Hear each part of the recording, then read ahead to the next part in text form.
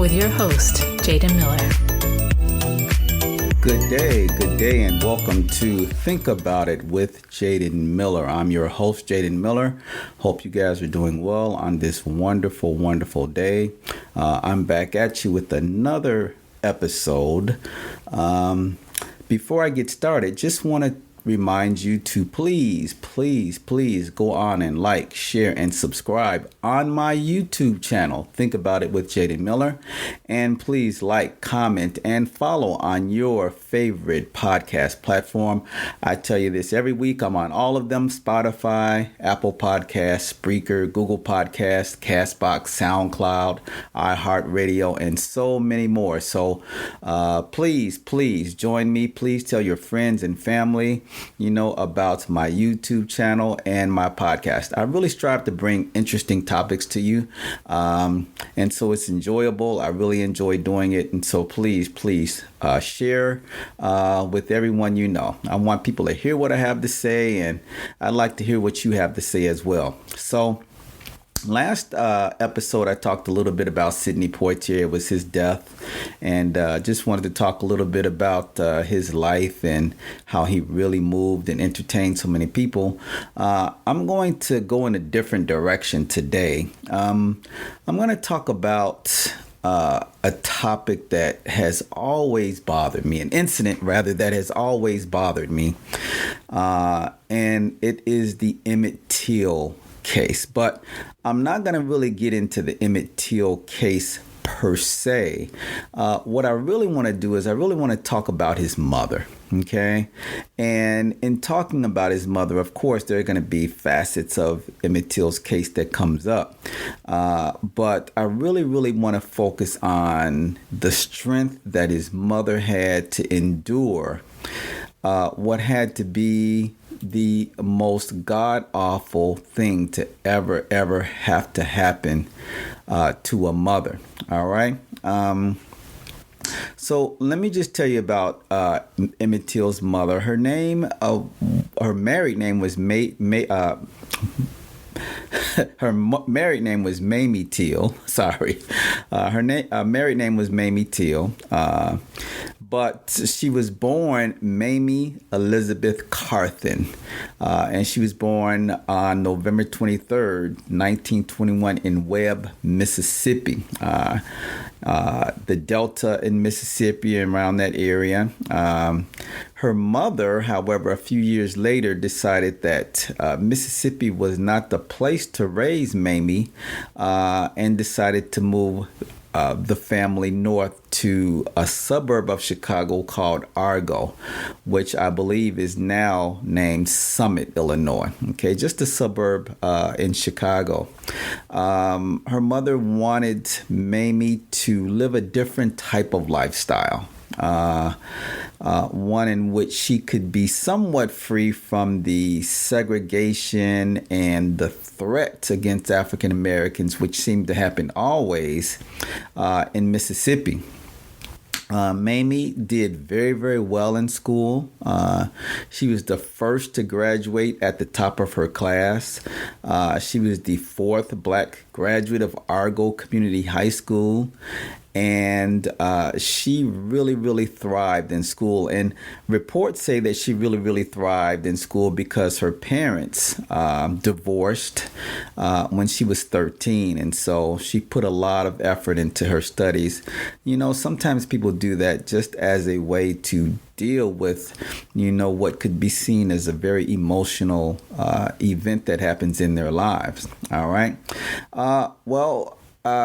Mamie Till, like very many young women, had a decision to make. And that decision was, okay, what do I do now after high school? Well, she met a young man named Louis Till.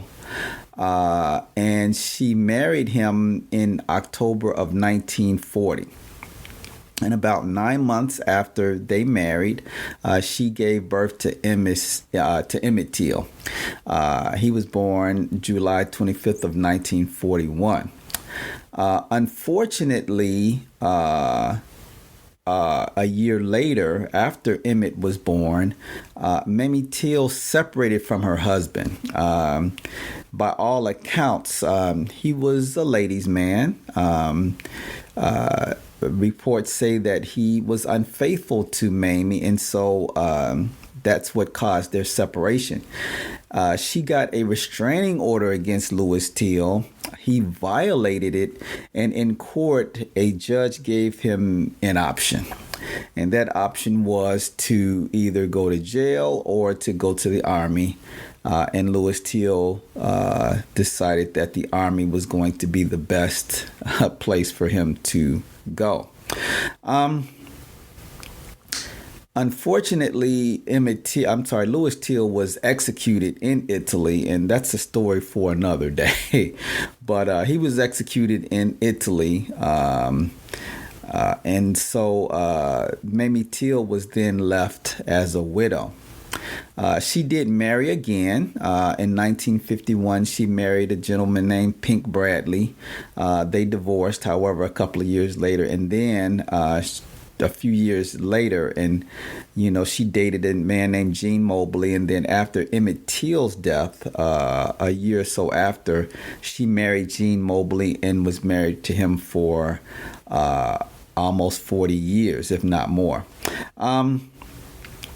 So let's go to the summer of 1955, and it is August, and Emmett Till has visitors in Chicago. His great uncle is visiting, and he has a few cousins, and they are on their way back to Mississippi. Mose Wright was his great uncle, and he had come up to visit with Mamie's mom, and so it was time for them to head back to Mississippi. Well, again, it's early August, and so school in Chicago has not started yet. It usually doesn't start till September, and so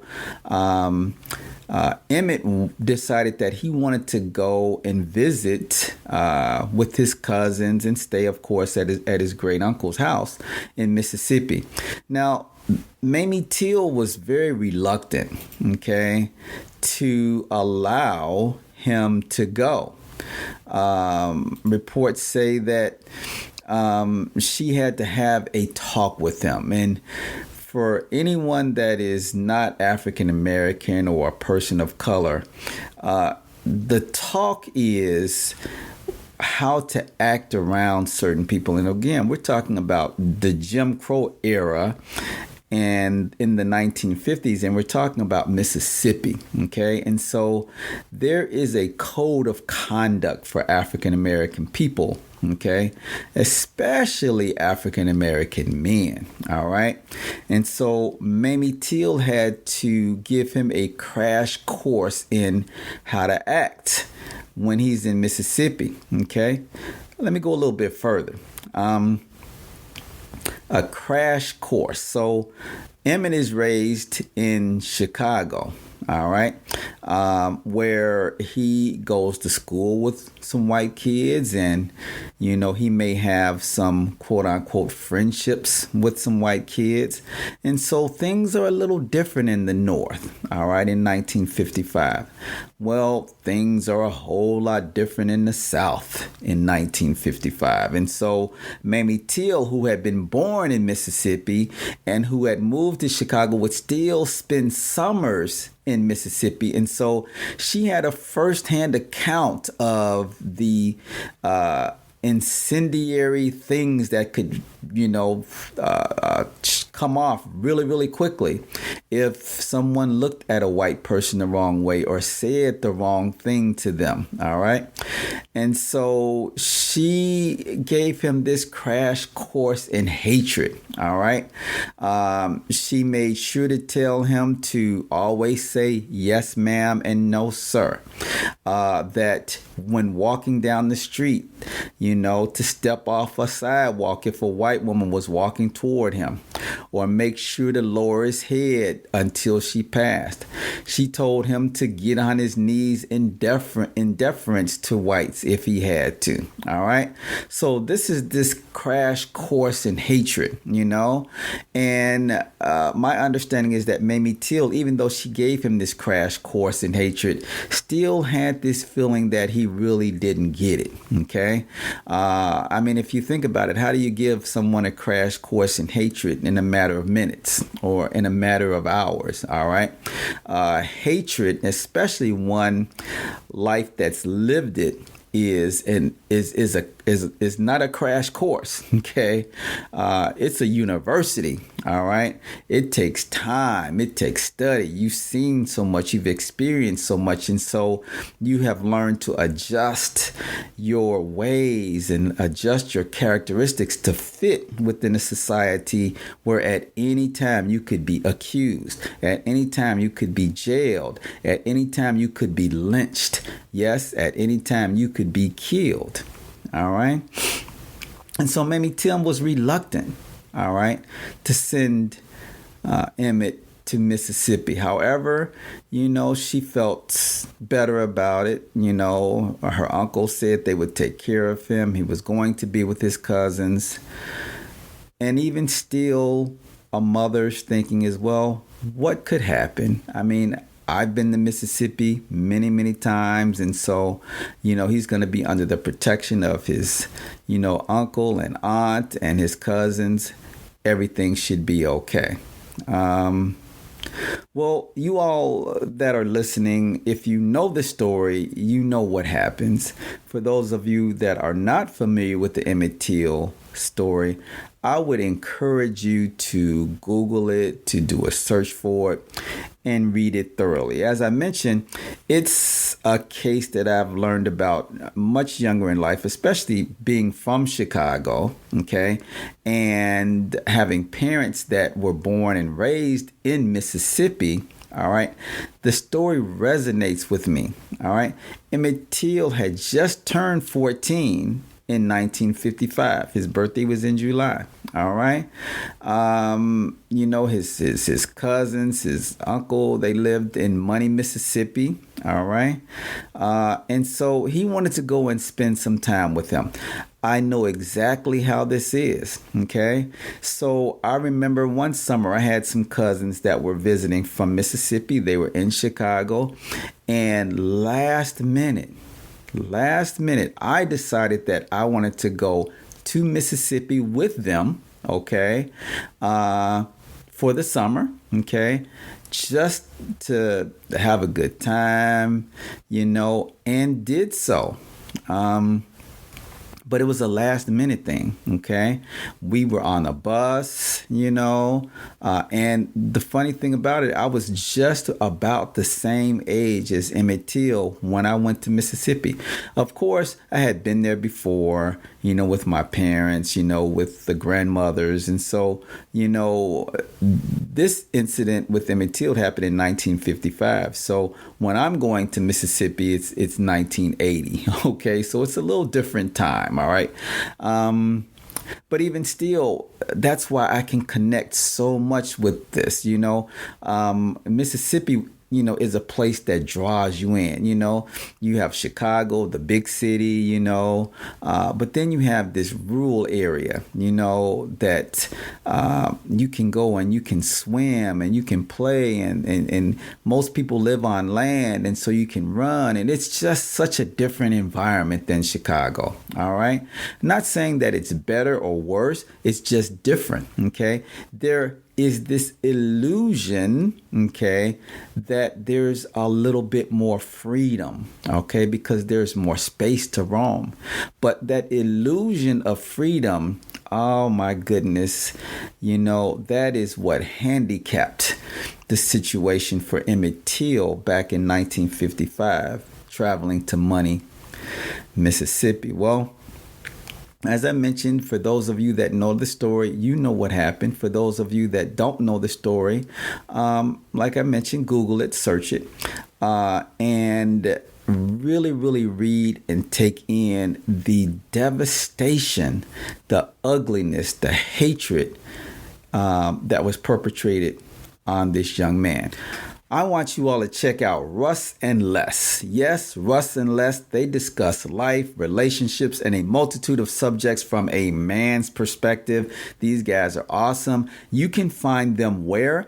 On the Man Space podcast. Yes, you can find them on all of the podcast platforms, your favorites. If you love Spotify, Apple Podcast, you can find Russ and Les there. All right. They talk about a whole bunch of things. Their podcast started a couple of years ago, but let me tell you, the most recent episodes that are some of the best are Man versus a Thin Line and Man versus the Throwback. You have got to check them out.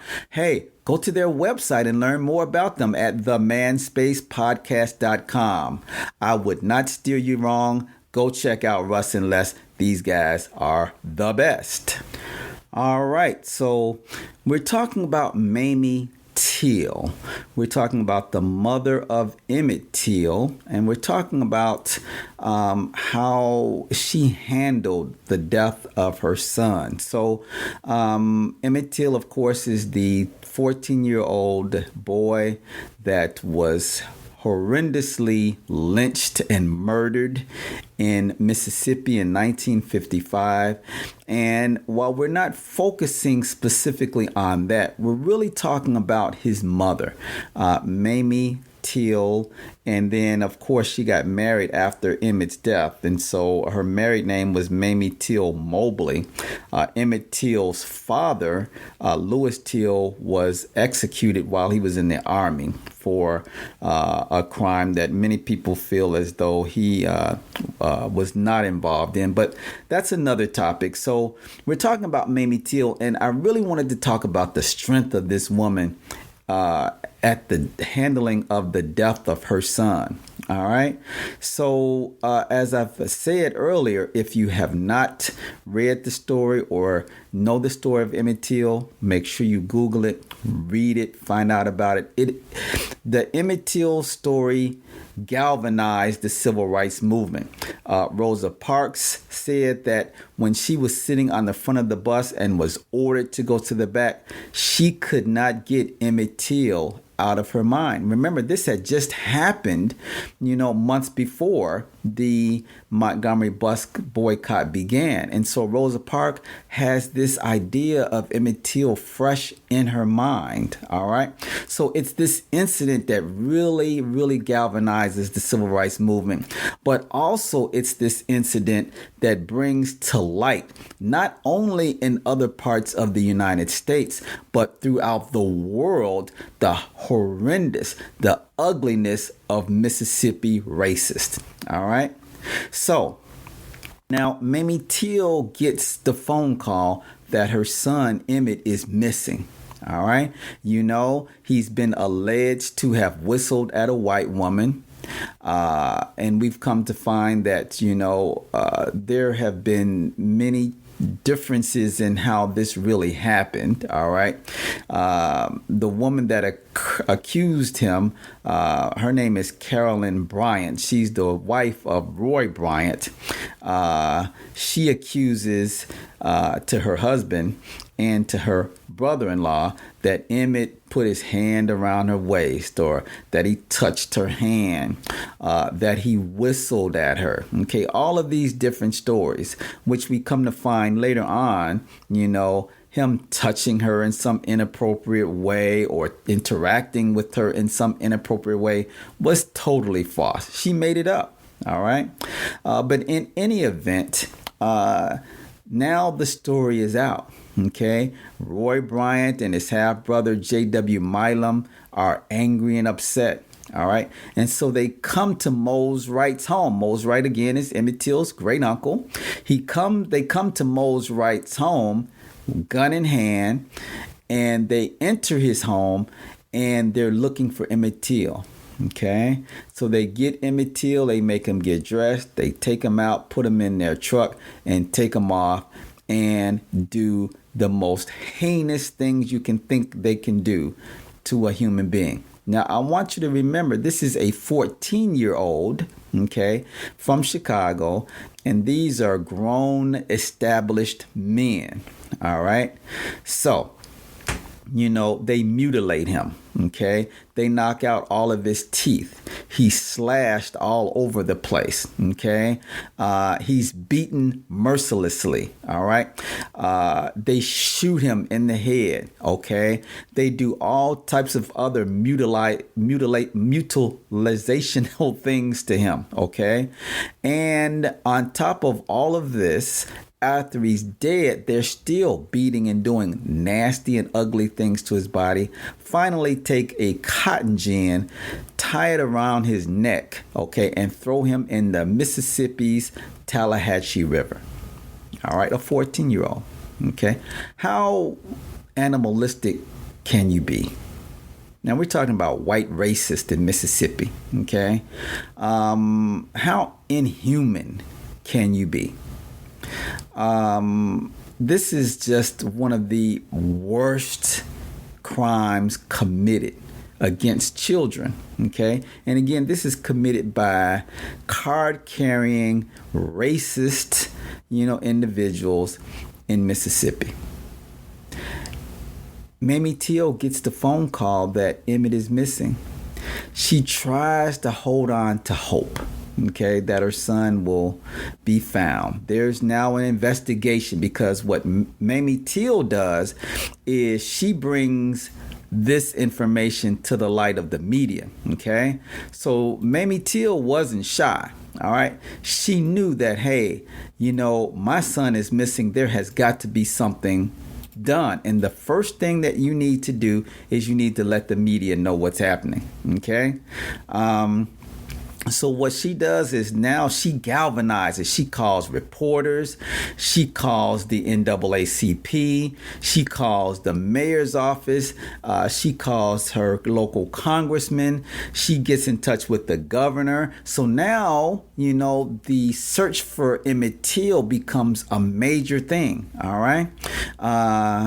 She's got individuals up north demanding that people in the South, authorities in the South, that they do something, okay? And not let this be like it's always been for African Americans and others in Mississippi, that this is some, lynching that's swept under the rug. She was determined to not let that happen. So this is why I'm talking about Mamie Till today. She has this resolve. She has this strength. Deep down inside, she knows that there is something wrong that has happened to her son. Okay? She wants her son back. Okay? In any way. All right? But she's going to let people know. She's not going to let this be swept under the rug. All right? So as now the wait is going on, the Mississippi authorities are questioning people and, trying to get more information. You have sheriffs from 2 different counties now that are, that are investigating this case and trying to find out what happened. All right. Finally, they find the body. They have Mose Wright, Mamie Till's uncle, to identify the body, and what he sees, I'm sure, is something that he's had nightmares about. At the time, Mose Wright was 64 years old. And for those times, that could be seen as a little bit more elderly. He had lived a long life in Mississippi, and of course of having to deal with the ugliness of segregation and separation. To see his nephew's body in that condition changed the man who always had looked down and been respectful. It made him see right there, right out in front, the ugliness that could be done to his own relative. He identified the body. Shortly thereafter, Roy Bryant and J.W. Milam are arrested. There's this issue, however, with the body. And again, if you have not seen Emmett Till's body, because you can Google it and you'll be able to see it. His head, I mean, it is just a gruesome, gruesome thing that they did to this 14-year-old boy for allegedly whistling at, touching, hugging a white woman. All right. There's a cover-up now. So the Mississippi authorities don't want the body seen. However, in Chicago, the power of government, the power of influence is now being thrust upon little Mississippi. And so Mississippi authorities seal the casket. They wanted Emmett Till to be put in the ground right away so that nobody could see the gruesome thing that these brothers did. But again, the power of political influence from Chicago and some back underhanded things that were done, that were needed to be done, they were able to get the body sealed in a casket, and a agreement was made with Illinois authorities and Mississippi authorities that the body would, that the casket would not be unsealed. However, Mamie Till decided that she was going to defy that. How dare they make decisions about her son, her dead son, without her? And so she decided that once the body arrived in Chicago at the AAA Rayner Funeral Home, she demanded, number one, that the body be seen. She wanted to see it for herself. And then second, she demanded that the body be put on display at his funeral, at his viewing and at his funeral, because she wanted the world to see what Mississippi, what these individuals had done to her son. All right. Now, like I said, she fought very hard to see Emmett's body. All right.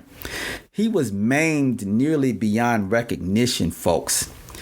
As I mentioned, killers had continued to assault him long after his death. But Mamie Till wanted the world to see what had been done. She postponed Emmett's burial for 4 days while thousands, tens, from what I read, 50,000 people came to view his body. All right.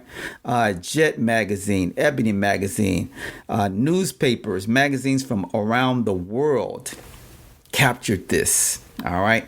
Because they wanted this to be on display. All right. So they put not only these brothers on display, these murderers, they put the local authorities out in front. They put the whole state of Mississippi out in front, but also they put the United States of America out there too, because how can you be American citizens? How can we be so great, but yet allow, this type of incident to occur? You all, again, should know that these brothers, Roy Bryant and J.W. Milam, they were half brothers, that they were acquitted, by an all-white jury. All right. Even though, they had testimony from a number of individuals. There was more than circumstantial evidence. The sheriff, liked these boys and went out of his way to help them. There was the United States Senator from Mississippi, James Eastland, who was doing underhanded things to undermine, this whole trial, because he was a big time segregationist. All right. So, even though, there was a grand jury of all white men that indicted these boys, the truth be told that there were a number of individuals that knew that an all male, all white jury was not going to convict these boys, these men. And in fact, this all-male, all-white jury even said that, it took them an hour to come to a verdict, and it would have been a whole lot shorter, but they decided to have a Coke break. Okay. All right. So look at the mindset, their minds were already made up. already made up. They had come up with all kinds of a defense saying that, well, in actuality, Emmett Till was still alive, that, the NAACP dug up his body from some cemetery and planted, Emmett Till's father's ring on the body, because when Louis Till, Emmett Till's father, was killed in Italy, his belongings were sent back to his mom, and one of those things was a ring. And that ring, Emmett Till's mother, Mamie, gave to Emmett Till to have as a possession of his father's. Well, that ring was found on Emmett Till's body. So they came up with all of these different defenses that were nonsense to really, really protect their clients. Okay. And again, it was just very, very despicable. But the power of Mamie Till, she defied the authorities at all levels. She demanded that A.A. Rayner open the casket so she could inspect the body herself, and she did. She demanded that A.A. Rayner Funeral Home in Chicago, that they put him in a casket and that it be open casket. She demanded all of these things of them. And there was some resistance, but they complied. She would not give in. Now, I want you just to imagine for a moment the strength of this woman. Her son has been killed, okay, horrendously, okay. She gets the phone call, all right. Immediately, she notifies the authorities in the North. She notifies the NAACP. She notifies the reporters. And she galvanizes people to come together, okay? Because there's going to be some level of justice. While it may not be in a court of law, okay, in the court of public opinion, okay, Mamie Till won. Yeah, so in a court of law, and even to this day, Emmett Till has not found justice. Mamie Till has not found justice for the death of her son in a court of law through our judicial system. However, in the court of public opinion, okay, she has won. So Mamie Till went on after his death to be a speaker for the NAACP. She went around the country and talked about the hatred and the separation and the segregation of Mississippi and the South. All right. She spoke on behalf of other individuals, victims of this type of crime, even into the 2000s. All right, she did so. So her son is killed in 1955. During the height of the civil rights movement, she's still out speaking in the 70s, in the 80s, in the 90s. She still wants the death of her son to be remembered. So we're talking about the power and the strength of Mamie Till after the death of her son. This was not the life she wanted, okay? Mamie Till wanted to be married. Okay, she wanted to have a good relationship. She wanted to raise her son. Okay, she wanted him to be the best that he could be. Okay, she wanted to just live a simple life. All right, not a life of fame and, all of that, being in the public eye. She just wanted to live the life that many women of that age wanted to live. All right, she is now thrust into the public eye, and the way she carried herself, okay, while in Chicago viewing the death, viewing her son's murdered body, demanding that he be seen, then going to Mississippi to his trial, okay, and sitting there and watching, how these defendants, were acting as though nothing, this is nothing to us, having to sit in a colored only section, but then under the threat constantly. There's no federal troops.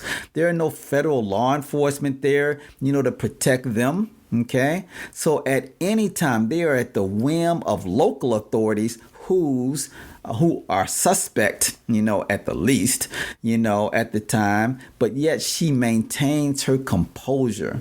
Okay. She maintains her composure when she testifies in the court. All right. She had this dignity unseen of black women, according to whites at the time. And she exuded this confidence and changed how people really thought, okay, of African American women and the power that they had during this time. Mamie Till has always, for me, just served as this powerful speaker, this powerful teacher, okay? After Emmett Till's death, as I mentioned, she went on to speak and to carry on his legacy. All right. In Chicago, there's a street named after Emmett Till. All right. She started what's called Emmett Till Players, who would tour the country. These were young people who would tour the country and deliver speeches about hope and unity and determination. She saw how public speaking could teach students history and confidence and discipline. She got a bachelor's degree and she got her master's degree and went on to teach special education in the Chicago public schools. So again, Mamie Till served as this really powerful individual, okay, that decided that after the death of her son, that she was not going to let his life, his death be in vain. So that's my podcast for today. Just wanted to talk to you all about Mamie Till and the power of this strong black woman in light of the slaying of her son, her 14-year-old son. And I put emphasis on child and 14 and son because quite often, the media and other people that have a sordid sense of, thinking when it comes to African American people, want to make it seem as though, he was a 14-year-old man. You're not a man at the age of 14, okay? And especially for that time, the 1950s, they wanted it to be seen as though he was some, sex offender. They wanted to be seen as though, he was some, black kid that didn't know his place, that, he needed to be put in his place. Well, no. Emmett Till was a 14-year-old boy, okay, that was horrendously murdered by two ugly, angry, ignorant white men. And we need to continue to promote the legacy of Emmett Till and to bring forth the racist history of Mississippi, because if we don't remember our history, we are bound to repeat it. All right, this is Jaden Miller. Please, again, like, share, and subscribe on my YouTube channel. Like, share, comment on your favorite podcast platform. I strive to drop new episodes every Wednesday and Sunday. Sometimes I'm successful, sometimes I'm not. But I think about you guys often, and I at least try to get one out every week. All right, pretty busy. Got lots of stuff going on during my day or during my week. So, but again, I appreciate your support. I want you to think about what I talked about today. Think about the racism for that time. And, is that something that could still happen today? Some of you would say yes. Okay, look at the George Floyd situation and Trayvon Martin and others, okay, that we hear about today, okay? And so I think that's why so many people get upset and that they come together and they want to make sure that justice is done. Justice was not done for Emmett Till in a court of law.